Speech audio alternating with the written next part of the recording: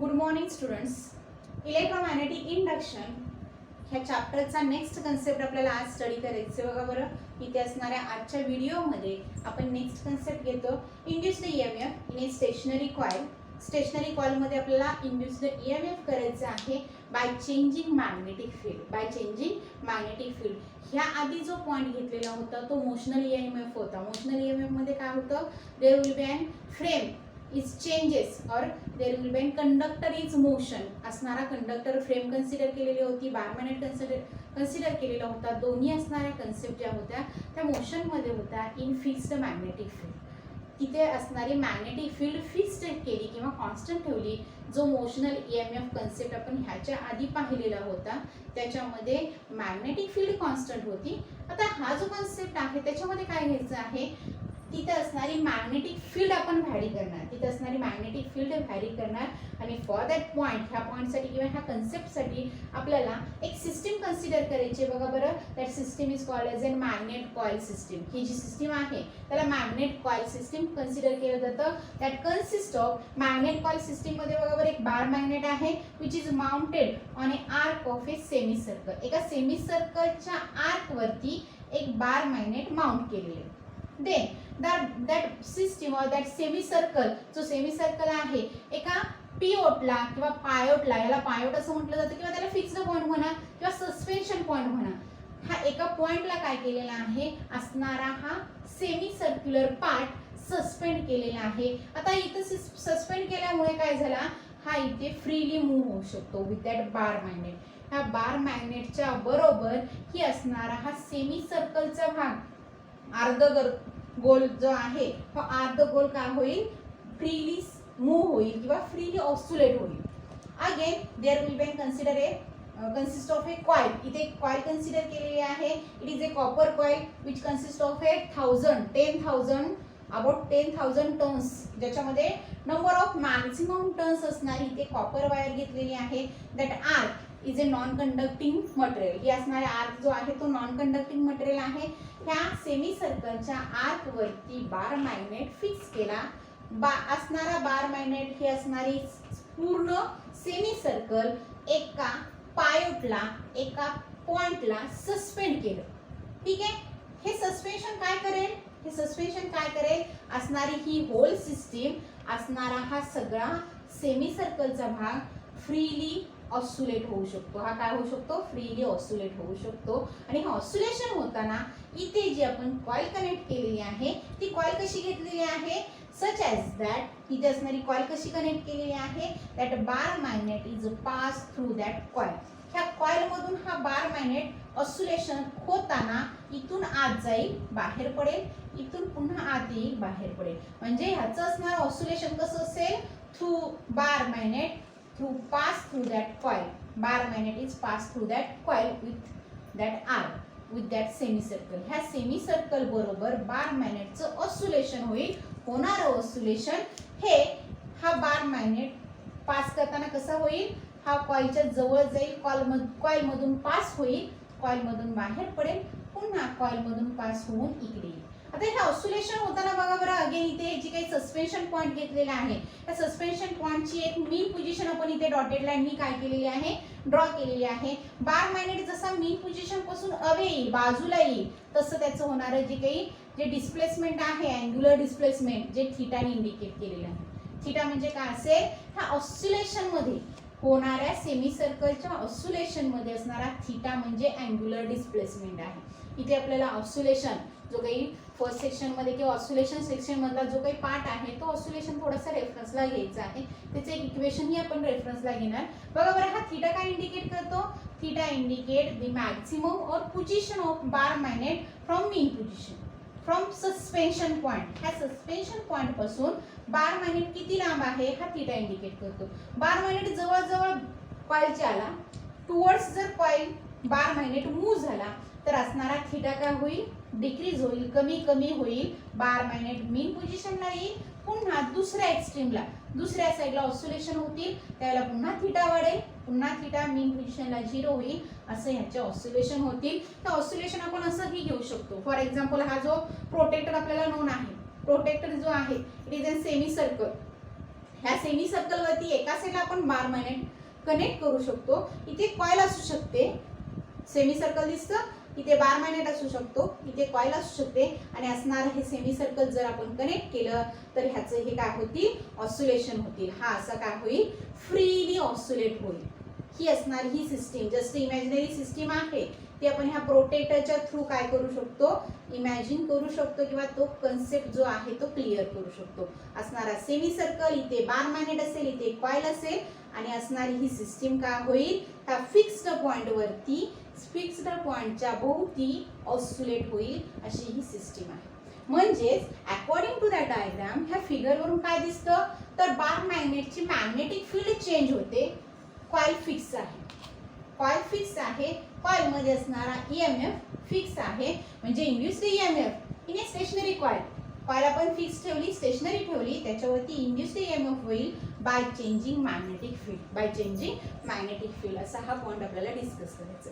आता ही असणारी सिस्टीम जी आहे मॅग्नेट कॉईल सिस्टीम, ह्याच्यामध्ये होतं नक्की काय, याच्यामध्ये ज्यावेळेला ह्या बार मॅग्नेटचं थ्रू कॉईल, बार मॅग्नेटचं थ्रू कॉईल मोशन होईल त्यावेळेला होणारी कन्सेप्ट जी आहे किंवा होणाऱ्या ज्या काही इथं प्रोसिजर आहेत त्या काय आहेत, तर अकॉर्डिंग टू फॅराडेज एक्सपेरिमेंट, आपण जो काही पहिल्यांदा फॅराडेज एक्सपेरिमेंट घेतला किंवा फॅराडेज एक्सपेरिमेंटचा फॅराडेज लॉज घेतला, अकॉर्डिंग टू लॉज आपण काही ज्या कन्सेप्ट घेतल्या की त्या कन्सेप्ट बरोबर इथं असणाऱ्या बार मॅग्नेटचं थ्रू कॉईलचं मोशन मी एक 4 स्टेपमध्ये नोट डाऊन केलेलं आहे. बघा बरं, फर्स्ट कन्सेप्ट काय आहे, that bar magnet very large distance from that coil. ह्या कॉईल पासून हा असणारा बार मॅग्नेट काय आहे, थोडासा लांब आहे.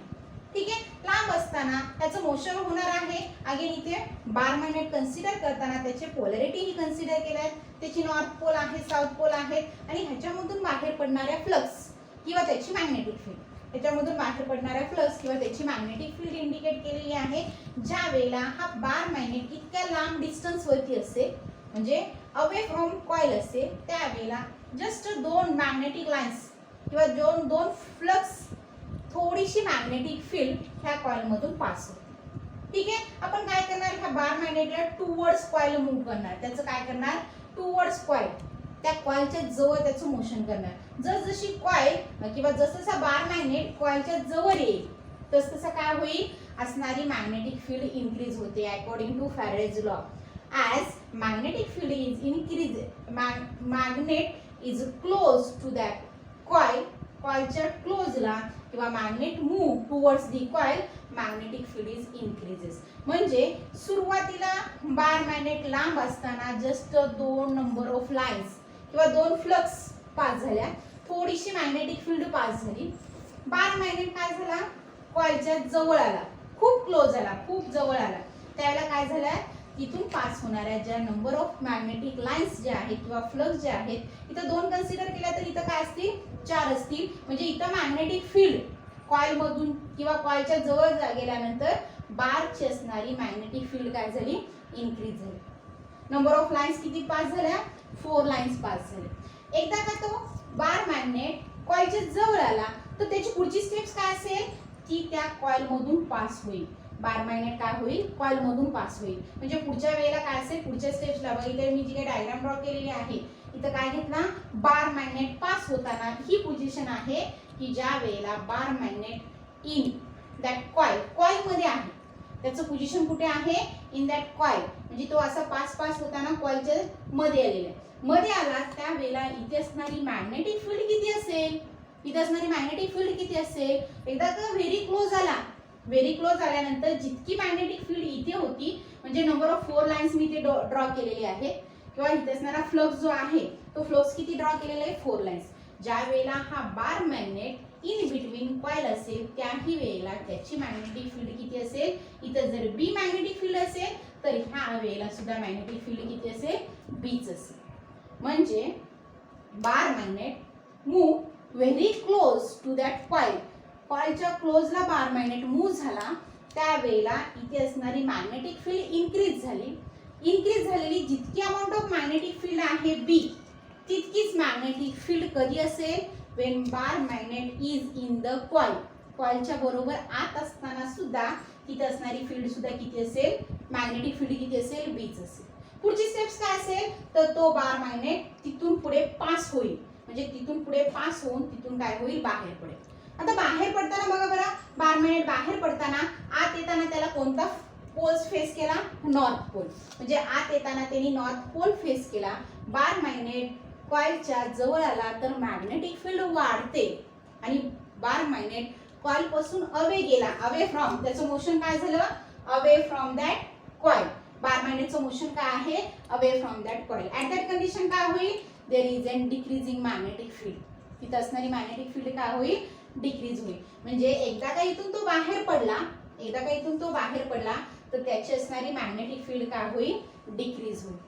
त्याची असणारी मॅग्नेटिक फील्ड काय होईल? डिक्रीज होईल. बघा बरं, इथे पुन्हा मी ज्या काही लाईन्स ड्रॉ केल्या त्या जस्ट 2 लाईन्स काय असतील? कॉइल मध्ये असतील. राहिलेल्या लाईन्स काय असतील? बाहेर असतील. ही असणारी ऍक्च्युअली ऑस्युलेशन बार मॅग्नेटचं होतं आणि ऑस्युलेशन होताना इथे होणारी change in magnetic field with respect to time ही अशी असेल.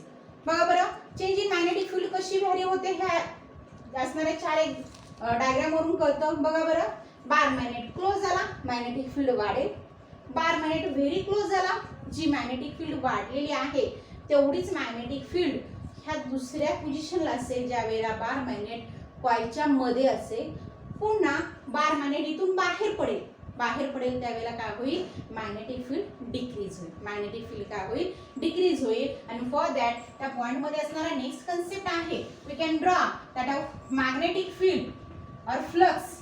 कोणती एक concept? Magnetic field with respect to time. जर आपण इथे हा magnetic field change in magnetic field with respect to time graphically घेतलं तर ही चेंज इन मॅग्नेटिक फील्ड कशी असेल? बघा बरं, इथे आहे, इथे मॅग्नेटिक फील्ड आहे, फक्त कशी आहे? कमी आहे. म्हणजे मॅग्नेटिक फील्ड ज्या वेळेला स्टार्ट होते त्यावेळेला त्याची असणारी मॅग्निट्यूड खूप कमी असते. कुठेपर्यंत कमी असेल? जोपर्यंत बार मॅग्नेट क्लोज येत नाही. सपोज आपण असं कन्सिडर केलं T1 ह्या टाइमला बार मॅग्नेट व्हेरी क्लोज आला कॉइलच्या. बार मॅग्नेट काय झाला? T1 ह्या टाइमला काय झाला? बार मॅग्नेट कॉइलच्या व्हेरी क्लोज आला. मॅग्नेटिक फील्ड काय होईल? इन्क्रीज होईल. ती मॅग्नेटिक फील्ड काय होईल? इन्क्रीज होईल. ठीक आहे. इन्क्रीज झालेली मॅग्नेटिक फील्ड ज्या वेळेला हा बार मॅग्नेट पुढे गेला, पुढे म्हणजे काय? T1 पासून त्याचं पुढे ज्या वेळेला गेला त्यावेळेला काय झाली? ही मॅग्नेटिक फील्ड, ही जी काय मॅग्नेटिक फील्ड आहे आणि वाय ऍक्सिस मॅग्नेटिक फील्ड आपण ड्रॉ केली, एक्स ऍक्सिस वर काय घेतला? टाइम घेतला. ठीक आहे. मॅग्नेटिक फील्ड इन्क्रीज होते, पहिल्यांदा आहे तशी इन्क्रीज होते थोड्याशा अमाऊंटनी. बट ज्या वेळेला तो very close to that coil येईल, बार मॅग्नेट कॉइलच्या जवळ येईल त्यावेळेला त्याची मॅग्नेटिक फील्ड काय होईल? इन्क्रीज होईल.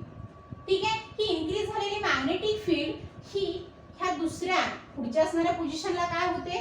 कॉन्स्टंट राहते. जितकी मॅग्नेटिक फील्ड इथे आहे क्लोजला असताना म्हणजे आत शिरताना, बार मॅग्नेट कॉइलच्या आत शिरताना जेवढी मॅग्नेटिक फील्ड आहे तेवढीच मॅग्नेटिक फील्ड बार मॅग्नेट कॉइल मध्ये असताना असेल.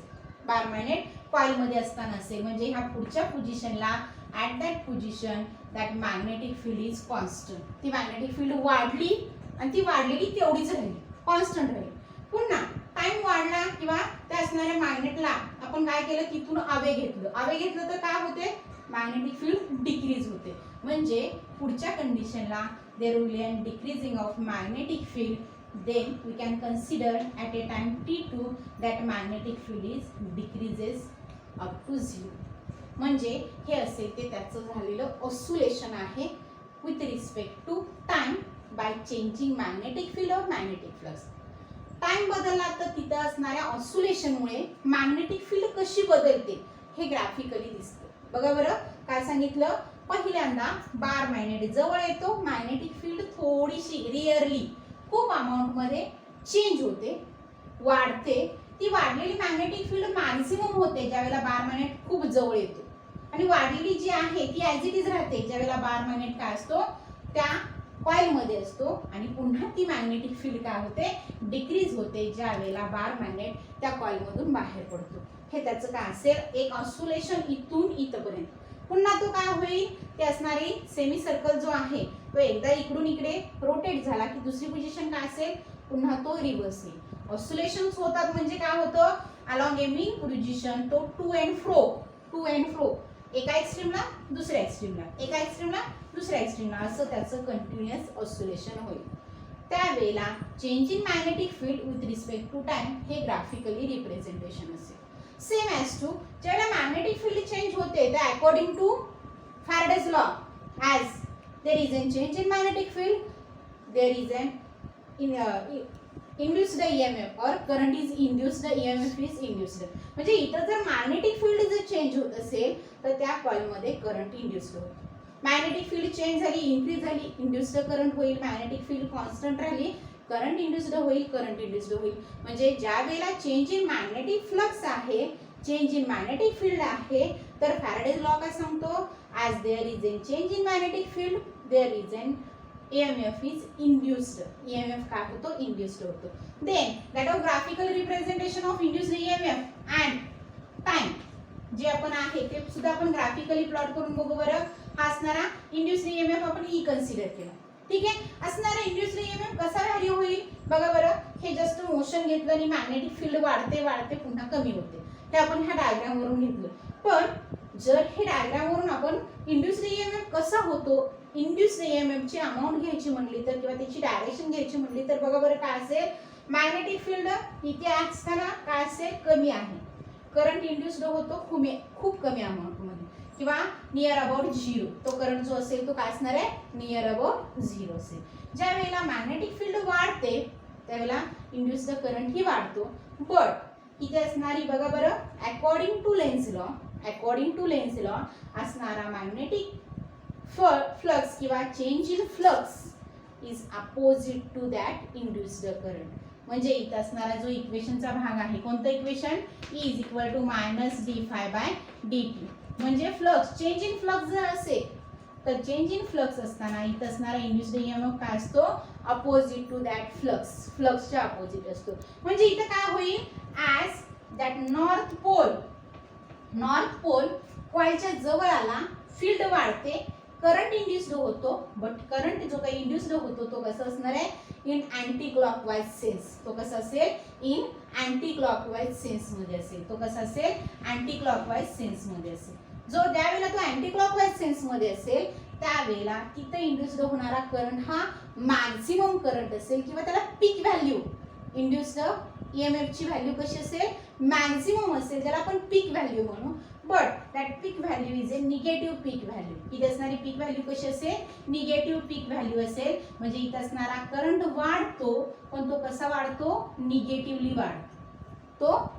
वाढतो. म्हणजे तो जो काही वाढतो तो असेल तो त्याची पीक व्हॅल्यू आपण डिनोटेड बाय E0 किंवा हा E0 जो डिनोट होतो ती मॅक्झिमम व्हॅल्यू असेल, फक्त ती कशी असेल, निगेटिव्ह पीक असेल. देन आफ्टर सम टाइम पुढच्या वेळेला काय होतं बघा बरं, असणारी मॅग्नेटिक फील्ड ह्या पोझिशनला कॉन्स्टंट राहते. म्हणजे इथे चेंज इन फ्लक्स आहे का, चेंज इन मॅग्नेटिक फील्ड आहे का, नाही. म्हणजे इथे इंड्यूस्ड करंट होणार नाही. जी काही कंडिशन आहे ती ॲज इट इज कॉन्स्टंट राहील. बघा बरं, पहिल्यांदा induced current, change in magnetic field कमी असल्यामुळे करंट थोडासाच इंड्यूस्ड होतो किंवा निग्लिजिबल इंड्यूस्ड होतो. जर मॅग्नेटिक फ्लक्स चेंज झाला लार्ज अमाऊंट मध्ये तर इथे असणारा करंट ही चेंज होतो. फक्त तो कसा असेल, इन अँटी क्लॉकवाइज सेन्स मध्ये असेल. त्याची डिरेक्शन काय असेल, निगेटिव्ह पीक असेल. इथं मिळणारा पीक जो असेल तो निगेटिव्ह असेल. पुन्हा पुढची कंडिशन काय आहे, हा बार मॅग्नेट कॉइलच्या इन बिटवीन आहे, आतमध्ये आहे. चेंज इन फ्लक्स होतं का, चेंज इन मॅग्नेटिक फील्ड होते का, नाही. इथे असणारी मॅग्नेटिक फील्ड आणि इथे असणारी मॅग्नेटिक फील्ड इथे आहे, सेम आहे. इथे बी असेल तर इथे सुद्धा काय आहे, बीच आहे. म्हणजे इथे असणारा पुन्हा चेंज इन फ्लक्स काय आहे, 0 आहे. म्हणजे करंट सुद्धा 0 असेल. पुन्हा पुढच्या वेळेला काय होतं, इथून बार मॅग्नेट बाहेर पडतो म्हणजे काय, अवे फ्रॉम कॉइल. त्याचं मोशन कसं आहे, अवे फ्रॉम कॉइल. म्हणजे फ्लक्स काय होतो, डिक्रीज होतो. चेंज होतो पण तो कसा होतो, डिक्रीज होतो. चेंज इन फ्लक्स कसा आहे, डिक्रीज होतो. डिक्रीज होताना इथे असणारा जो काही इंड्यूस्ड EMF असेल तो क्लॉकवाइज सेन्स मध्ये असेल. त्याचा असणारी डिरेक्शन कशी असेल, क्लॉकवाइज डिरेक्शन असेल. त्याची डिरेक्शन कशी असेल, क्लॉकवाइज डिरेक्शन असेल. आणि मिळणारा जो पीक व्हॅल्यूज असेल, EMF ची जी पीक व्हॅल्यू असेल ती काय असणार आहे, पॉझिटिव्ह व्हॅल्यू असेल. म्हणजे इथं असणारा T2 ज्या वेळेला टाइम येईल त्यावेळेला जो काही EMF मिळेल तो काय असणार आहे, असणारा EMF E0 किंवा हा प्लस E0.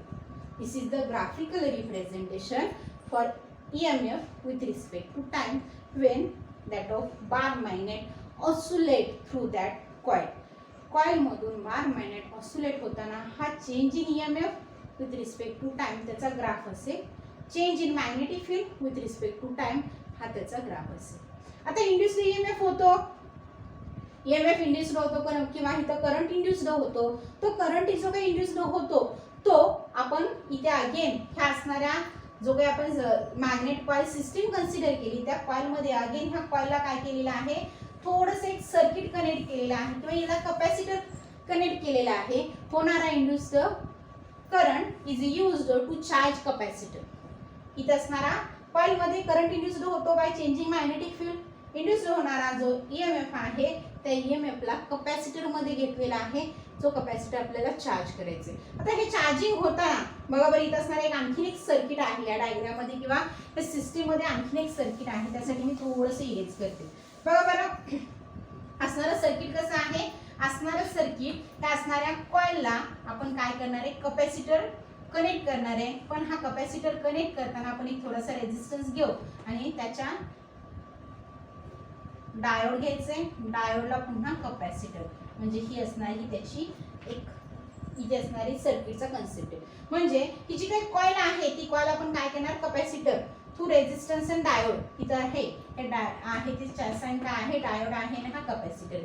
अगेन ह्या कॅपॅसिटर मध्ये जर व्होल्टेज आपल्याला मेजर करायचं असेल तर तुम्ही ह्याच्या अक्रॉस काय घेऊ शकता, व्होल्टमीटर कनेक्ट करू शकता किंवा तिथलं आपल्याला करंट घ्यायचं असेल तर इथे आपण मिलीमीटर ही कनेक्ट करू शकतो.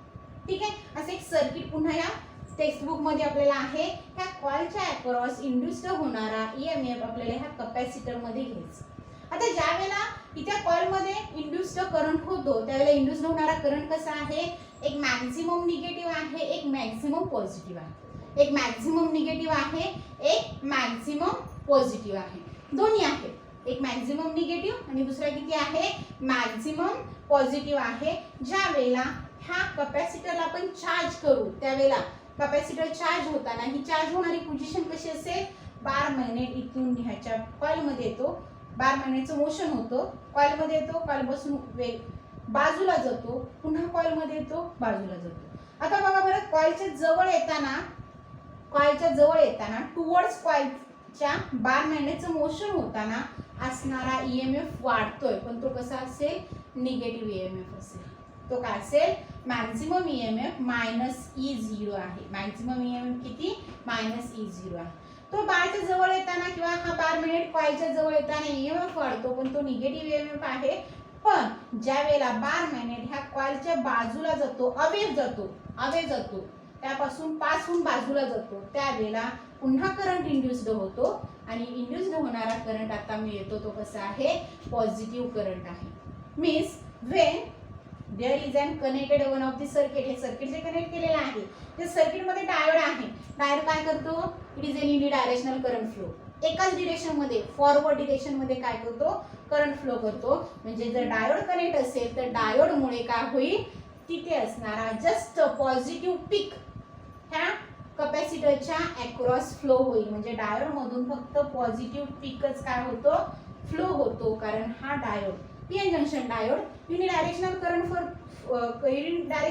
फ्लो करतो आणि तो कसा असतो, फॉरवर्ड बायस मध्ये असतो.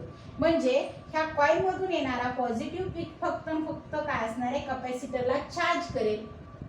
पुन्हा हा इथून मागे आला तर पुन्हा हा त्याचं काय होईल, ऑसिलेशन होईल, पॉझिटिव्ह निगेटिव्ह. फक्त आणि फक्त ज्या वेळेला पॉझिटिव्ह पीक येईल त्या वेळेलाच फक्त काय होईल, कॅपॅसिटर मध्ये चार्जिंग होईल.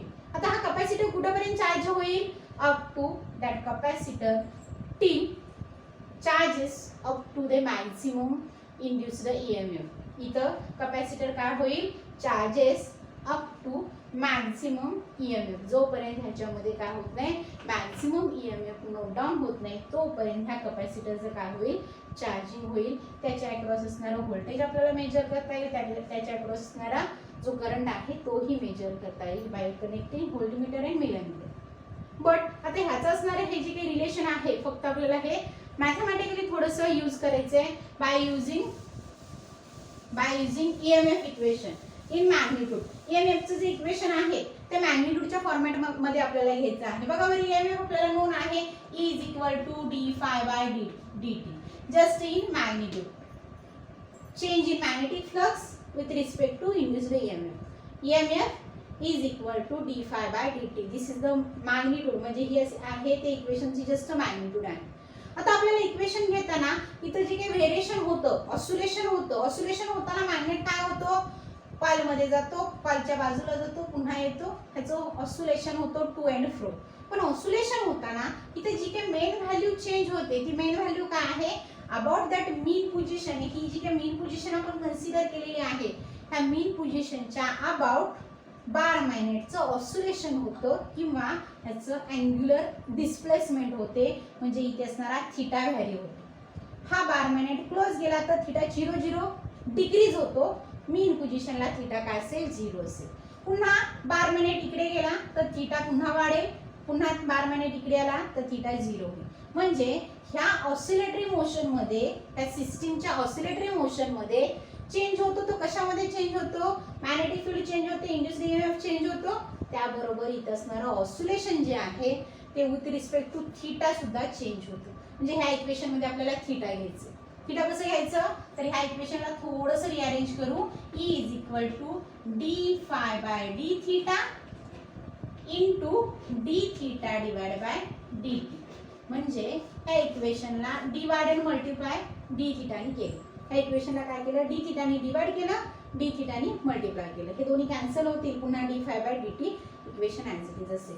हे इक्वेशन फर्स्ट आपण कन्सिडर करू. This is the equation number first. Then हे असणारा ईएमएफ जो आहे, ह्या ईएमएफ मध्ये असणारी पहिली टर्म आहे, ही दुसरी टर्म आहे. बघा बरं, फर्स्ट टर्म आपण पहिल्यांदा कन्सिडर करू. काय फर्स्ट टर्म आहे, change in flux with respect to change in theta D phi by D T, ही पहिली टर्म आहे. आता या पहिल्या टर्म मध्ये फ्लक्स व्हॅरी होतो. फ्लक्स व्हॅरी होताना काय व्हॅरी होतं, इथे असणारा थिटा व्हॅरी होतो. थिटा कसा व्हॅरी होतो, theta at a mean position, असणारा थिटा काय असेल, at a mean position that theta is equal to 0. जर at a mean position theta 0 झाला तर असणारी सगळी व्हॅल्यू काय असेल, that D phi by D theta is equal to काय होईल, 0. ॲट ए मीन पोझिशनला ही होल टर्म काय होईल, 0 होईल. बट ॲट ए एक्स्ट्रीम, असणाऱ्या एक्स्ट्रीमला काय होतं, एक्स्ट्रीमला थिटाची व्हॅल्यू काय असेल, मॅक्झिमम असेल. एक्स्ट्रीमला म्हणजे काय, इथून पासून सगळ्यात मॅक्झिममला किंवा इथून पासून सगळ्यात मॅक्झिममला थिटा काय असेल, मॅक्झिमम असेल. त्यावेळेला असणारे हा पहिली टर्म कशी असेल, D phi by D theta is the maximum.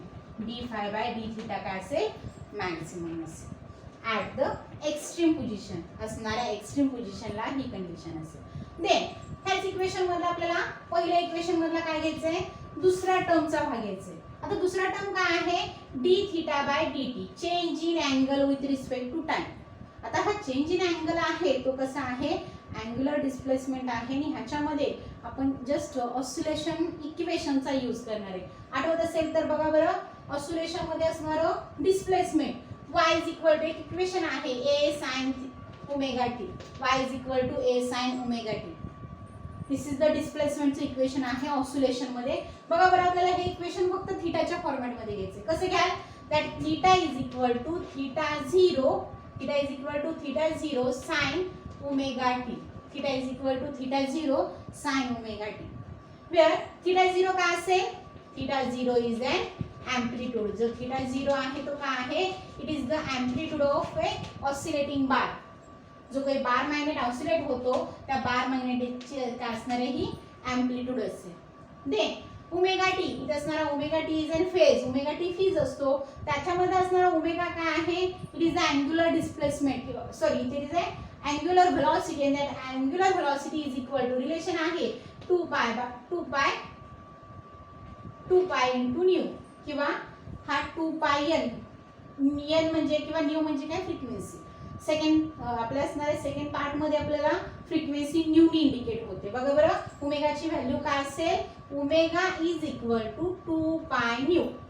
New is an frequency, इथे असणारी न्यू काय आहे, न्यू म्हणजे फ्रिक्वेन्सी असेल. आणि फ्रिक्वेन्सी कशी इंडिकेट होते, frequency is equal to reciprocal of a period. Frequency is equal to reciprocal of a period. आपल्याला जस्ट ही न्यूची ओमेगाची व्हॅल्यू ह्या इक्वेशन मध्ये सबस्टिट्यूट करायची थिटाच्या. बघा बरं, from that equation theta is equal to theta 0 as it is sine omega टीच्या ठिकाणी काय सबस्टिट्यूट करायचंय, 2 पाय न्यू. पण न्यूच्या ठिकाणी पुन्हा काय करायचंय, reciprocal of T into small T as it is. हा पहिला आहे तसं small T as it is आहे. This is the equation of theta from equation of oscillation. डिस्प्लेसमेंटमधल्या किंवा ऑस्युलेशनमधल्या डिस्प्लेसमेंटवरून हे इक्वेशन आलं. हे जर इक्वेशन आलं असेल तर आपल्याला घ्यायचं आहे तो कोणत्या टर्मचा भाग घ्यायचा आहे, D theta by D T. Then differentiate that equation with respect to time. त्या इक्वेशनचं डिफरन्शिएशन घ्यायचं विथ रिस्पेक्ट टू टाइम. म्हणजे असणार इक्वेशन काय होईल, D theta by D T is equal to D by D T आणि ह्या सगळ्या टर्मचं differentiation. Theta 0 sine 2 pi by capital T into T. Theta 0 sine 2 pi by T into T हे असणारं काय असेल, इक्वेशन असेल. देन आपल्याला ह्या दुसऱ्या टर्मचं एलएचएसच्या टर्मचं काय घ्यायचंय, डिफरन्शिएशन घ्यायचंय. बघा बरं, थीटा 0 कॉन्स्टंट असेल, 2 पाय बाय टी सुद्धा कॉन्स्टंट असेल. घ्यायचं ते डिफरन्शिएशन फक्त कशाचं, साइनचं. साइनचं डिफरन्शिएशन काय असतं, साइनचं डिफरन्शिएशन कॉस. म्हणजे रिलेशन काय असेल, D theta by D T is equal to theta 0 constant जो आहे 2 पाय बाय टी इंटू साइनचं डिफरन्शिएशन काय असेल, cos of 2 pi by T into T. This is the change in theta with respect to time. हा असेल तो change in theta with respect to time असे equation असेल. That D theta by D T is maximum when cos of that 2 pi t into t is equal to 1. ज्या वेळेला cos of हा थीटाची value is equal to 1 होईल त्यावेळेलाच आपल्याला इथं असणारा d theta by dt काय होईल, मॅक्सिमम होईल. म्हणजे if cos of 2 pi by t into t is equal to 1 then d theta by dt is a maximum value. त्यावेळेला असणारी व्हॅल्यू काय असेल, मॅक्सिमम व्हॅल्यू असेल. बघा बरं, D theta by D T maximum is equal to ही term 1 झाली. राहिलं काय बघा बरं, 2 पाय थीटा 0 इंटू कॅपिटल टी. 2 पाय थीटा 0 इंटू कॅपिटल टी ही असेल ती दुसरी टर्म. ही आहे ती पहिली टर्म. बट तिथे असणारा हा एलएचएस चा भाग झाला. आरएचएस मध्ये बघा बरं, मॅक्सिमम पहिली टर्म, मॅक्सिमम दुसरी term, then EMF is also maximum. इथे असणारा ईएमएफ पुन्हा काय होईल, मॅक्सिमम होईल. मॅक्सिमम होणारा ईएमएफ आपण काय म्हटलं, it is a peak value. Maximum EMF means peak EMF. That peak EMF is equal to आपण काय नोट डाउन करणार, E0. Then substitute that value of maximum, पहिल्या टर्मची व्हॅल्यू, दुसऱ्या टर्मची व्हॅल्यू आणि ई ची व्हॅल्यू सगळी आपल्याला इक्वेशन 1 मध्ये सबस्टिट्यूट करायची. बघा बरं, रिलेशन काय येईल, E0 is equal to E साठी आपण E0 सबस्टिट्यूट केलं, D theta D phi by D theta. D phi by D theta काय असेल, D phi by D theta is a maximum value. ती असेल ती मॅक्सिमम व्हॅल्यू असेल. आणि दुसऱ्या टर्म साठी काय घेणार, इट इज ए 2 पाय theta 0 into capital T. This is the peak value of a EMF, peak value of a peak induced EMF.